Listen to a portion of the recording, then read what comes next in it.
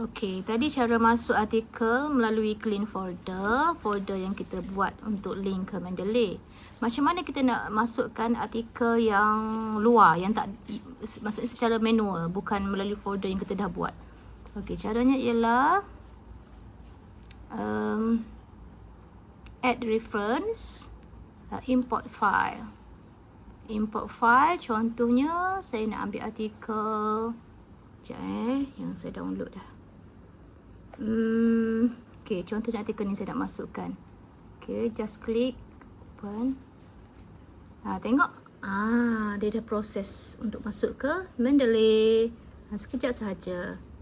Okay, ini dah ada dah. Okay, tengok.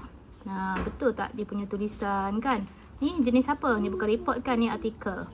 Tukar, kena tukar journal artikel. Okay, lepas tu tengok dia punya paper betul ke tajuk dia. Dia punya author betul ke. Macam ni tak ada tak ada tahun ni. Kena masukkan tahun. Okay, itu sahaja. Kena edit lah. Kena edit ni. Kat sini kan. Ni pun tak betul ni. Ni. Kena edit lah. Kena buang. Kena edit semula ni. Letak semula. Okay. Sharifah. Ni Sharifah. Okay.